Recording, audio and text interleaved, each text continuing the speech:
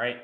Sounds good. All right. Thanks, Rusty and Jennifer, for joining me here today. So for those of you that are listening in, can you just briefly describe your guys' operation, where you're from, and then we'll jump into a few questions here. Sure. Okay. Yeah. So we, Rusty and Jennifer Olson, we're in Garner, Iowa, north central Iowa. We farm currently around just shy of 1,500 acres of row crops. Currently 250 of that is certified organic. The rest is corn, soybean, actually fairly heavy in corn on corn. We do a lot of hog manure. We do our own umbilical manure application. We do our own tiling. We do a decent amount of custom work, not as much as we used to. Kind of backed off on that when we realized that custom work isn't always seems like you wear out equipment faster than you pay it off. But just try to focus more on the operation. Like I said, we're Jennifer and I have been married since 2009. We have a daughter that she's born in 11. She's 10 years old and going into 5th grade. And we were previously farming with my parents. Just recently made a huge land transaction, purchased my parents' farmland, and I'm sure we can get into that more if you'd like to, but we are farming full time. So that is our occupation. And you guys have been, I believe, in Legacy Farmer for roughly 7 months now. Or 6-7 weeks. Sorry. See, when did we start? Has it been that much? Let's see here, May, late May, early June, I think. Yeah. I was flaming corn the day we joined. I remember that. So corn was V5, whatever that was, May, something late May. So maybe a couple months, 2-3 months. Yeah. So awesome. So guys, what I want to ask you first is, what was really not working in life and business before joining Legacy Farmer? Well, as I stated before, we were sailing on a ship that had no direction. We didn't know our numbers.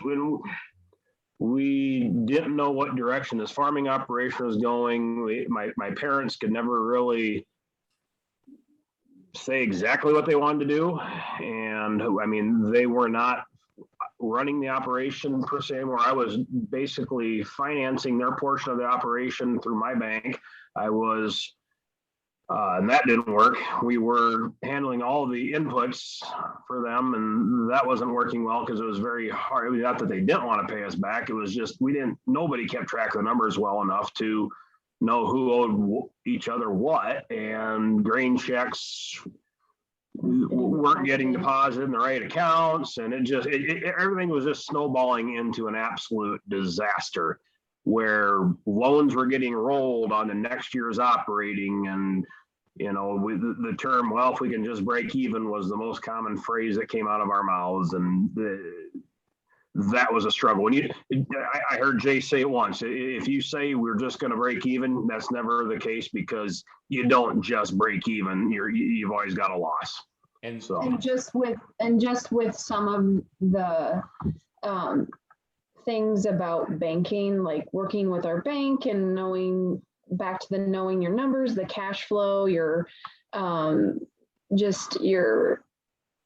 profit and loss statements, and just all of this stuff, like our financial statements with the bank were getting updated once a year. And it just seemed like you tried to go sit and talk to your banker about, like, how can we make this better for us? And there was never really like a solution to what we were needing. They just kept borrowing you more money just to get you by. But like, there wasn't ever like, hey, let's like really take a look at your numbers. It was always us reaching out to them, not them reaching out to us. And so what they get, they're busy, but it's, they're in the business of loaning money, and they were always good to us, but there was always that gut wrenching, what if we don't get financed this year? What are we going to do? And that was like with Rusty, he struggled a lot with at night. He wasn't sleeping, and I would wake up and I would see the glow next to me, and it was the calculator was on, and always crunching numbers at like 1, 2, 3, 4 o'clock in the morning. He was always crunching numbers and not being able to sleep. And he's like, are we going to make it? I don't know if we're going to make it. It was just like one big roller coaster, because it was like good days, like when the numbers made sense to him, then he was like on a high. And then like the next day he was at the lowest of lows. So like it was just all over the place. Yeah. Well, and what's crazy, like Rusty, you have, just like watching my dad, you have one bad day with the markets that go down, like everything that felt like was going good, and like share that for you. But like when that external stuff happens, we can't control markets, but that weighs so heavy on us when those bad days happen or market prices drop. It just sinks us mentally. Yep. And that was one of the areas that we had to fix. And we'll get into that more with why we joined Legacy Farmers. One of the multiple things that we decided to change in our operation, in my life and my wife's life, and is getting the right people.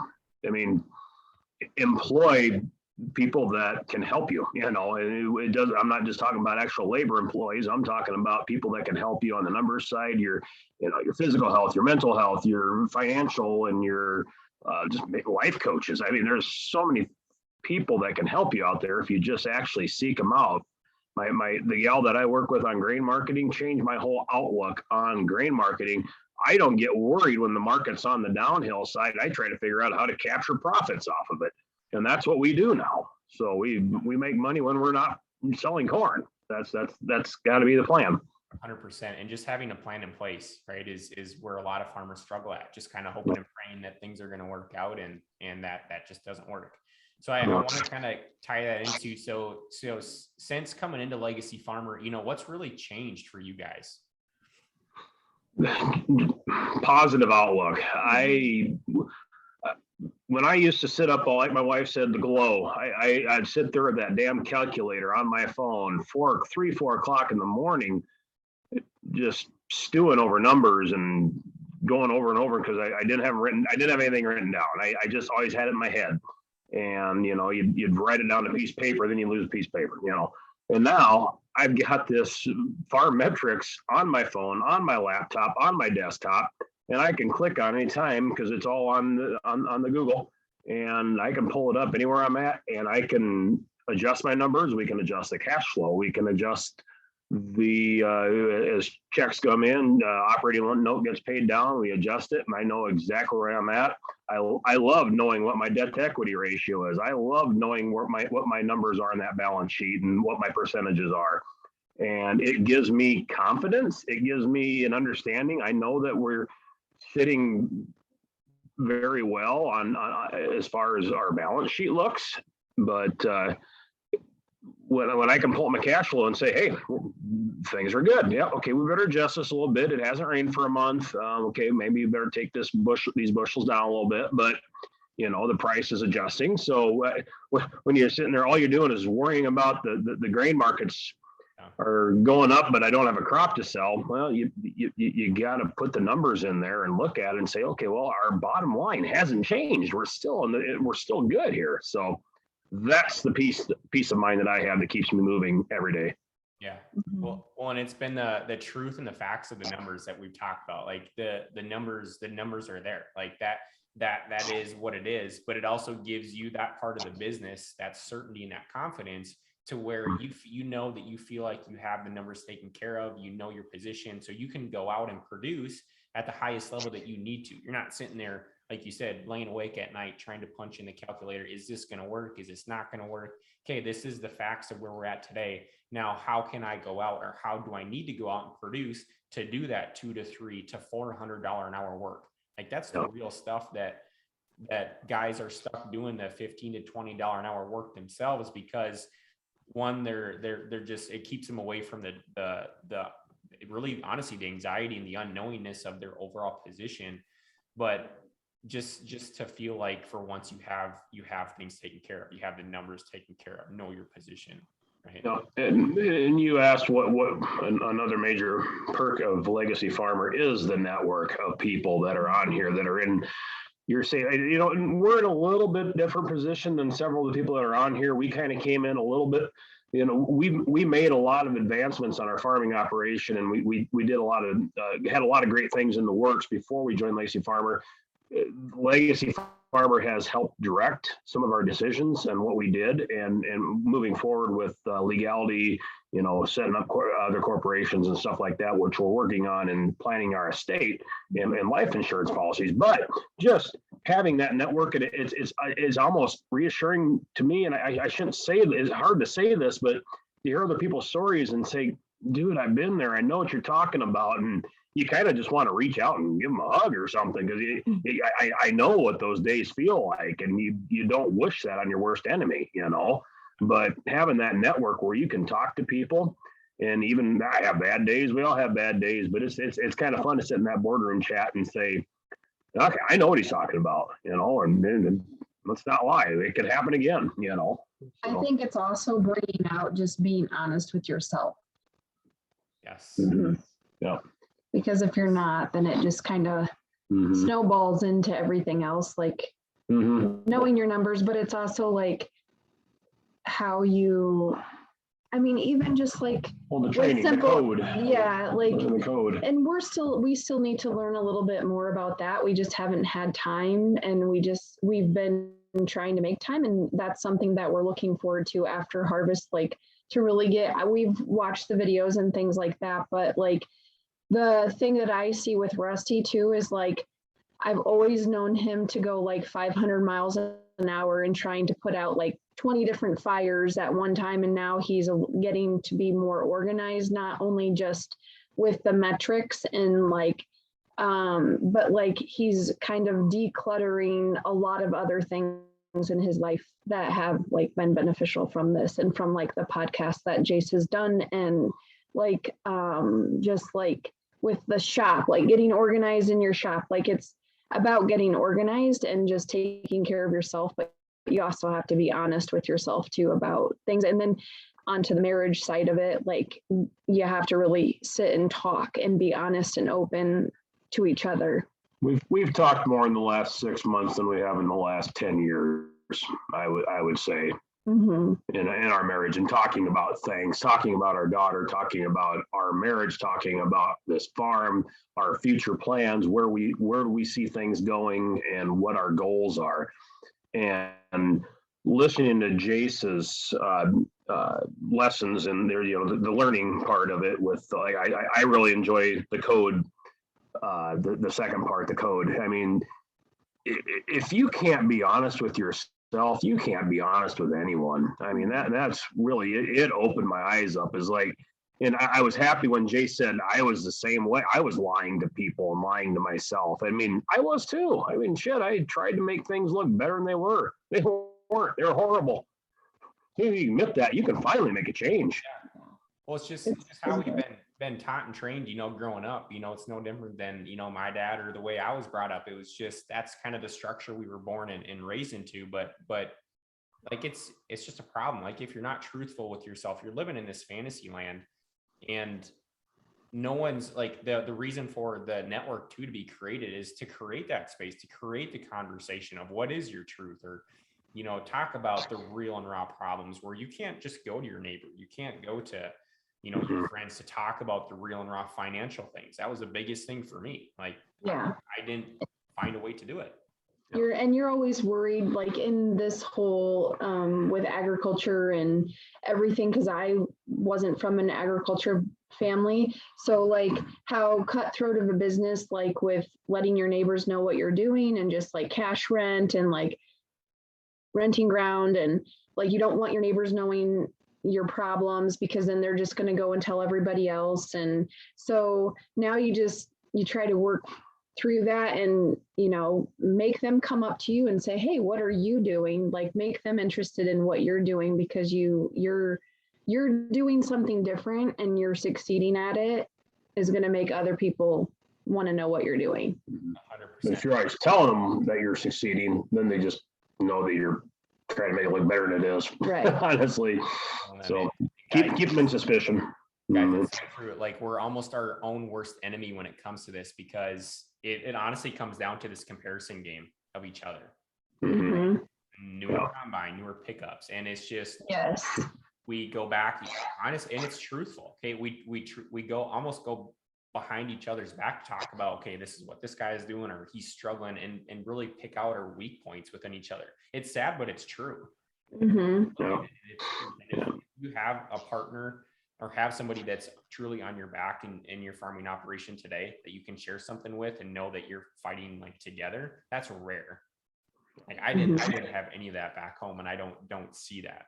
And it's honestly the truth of it's honestly the truth of it today. When you start searching your soul and you really start thinking about who your friends are, your true friends, you start to realize, and that's one thing that Jace talks about a lot in his podcasts, in the trade, in the learning and everything else, is you really start to weed out the negativity. And that is something that the funny thing is, we used to be the kind of the negative ones. We had people that were moving away from us because we were so negative, because everything just sucked. And as things progressed and got better, we just learned to focus on the positives, and you start to just move away from the people. I mean, I still got friends that every time I get together with them, all they talk about is how much they hate this and they hate that and they hate summer and they hate the heat and they're tired of this and tired of this. And it's just like, you just disconnect. It's not that you want to, you just feel like you just don't want to hear it anymore. You miss the friendship, but you don't miss the negativity. So when you don't get influence, or you don't get energized after that, it's just like there's a point where you just, it just doesn't serve you.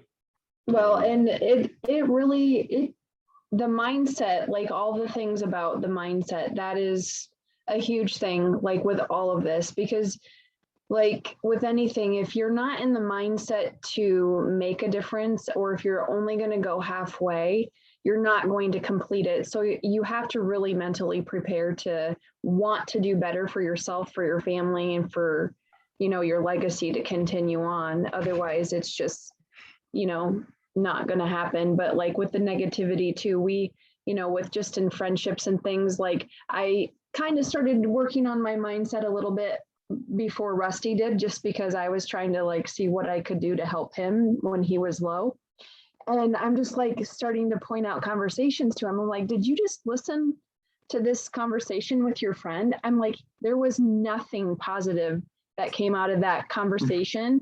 I'm like, it was negative, negative, negative. And I'm like, you really need to like reassess this and like take a bigger picture, look at the bigger picture here of like the people that are making positive influences on you, and like the networking within the legacy farmer has been great. Like accountability partners and things like that have been great. I wish I could be a part of the women's a little bit more often, and I look forward to doing that. But like the women's side is just as much of a, we have struggles too, just like our husbands do as well. But the networking has been great, because you can talk to somebody that's going through something similar to you. 100%. So last thing I want to ask you guys, if you were to give some advice or say something to someone who is sitting on the fence about joining Legacy Farmer, what would be something that you would tell them? Well, we didn't even talk about like going into talking our first like thing with Joni, because we didn't, know what the initial cost was going to be. But we just wouldn't. It was funny because I don't know. And everybody's operation is different, but I took the cost, I divided it out over my acres. And that's how I do numbers. I do everything by the acre. And it's like, well, that's nothing. Okay, if this just doing this can lower my interest rate 0.5% in my $1 million operating note a year, and my my $5 million of land loans that I have or whatever, it's just like, okay, this is no issue. We're just going to do it. Yeah. And but everybody's situation is different. That money's 2 years ago we'd been like, oh, no, we can't. And now I don't know. But getting to where we're at now, it makes it so much clearer. And that's kind of where. Here's, I guess, to answer that question. and this came up in a podcast, but it's stuck in my mind. And I have told a lot of people this, Andrew. If you look at your balance sheet and look at your list of assets, what is the most valuable asset on your farming operation? And I see this all the time on Facebook, on these Midwest farming pages and stuff like that. What's the most valuable asset? Oh, it's the grain dryer, it's the combine, it's the planter. No, it's not. Yeah. It's you. Yeah. And if you aren't willing to invest some money into the best asset you have in the farm, I just spent $22,000 rebuilding a 2011 9870 John Deere combine, because it's a damn good combine. I have no intention of trading it. We make a payment on it every year in the machine shop now, and that's just what we do. And I don't even question it, because I know it has to be done. We do that with a planter too. If I can't stick $20,000-$30,000 a year into myself via my mental health, my physical health, my financial coach, which I guess I got to consider you guys financial coach, life coach. We've got an attorney that we work with. We have an accountant that we work with. I have a grain merchant that I work with, or my market advisor. If you are not willing to invest in yourself, then you might be in the wrong business, and you're going down a dark path. You're going to go down the rabbit hole. So take care of yourself and find the right people that can help you. And I guess I firmly believe that the people we work with, Legacy Farmer, are the right people for us. And I would strongly urge other people to consider it, because it's a good program, and there's just a lot of insight, and there's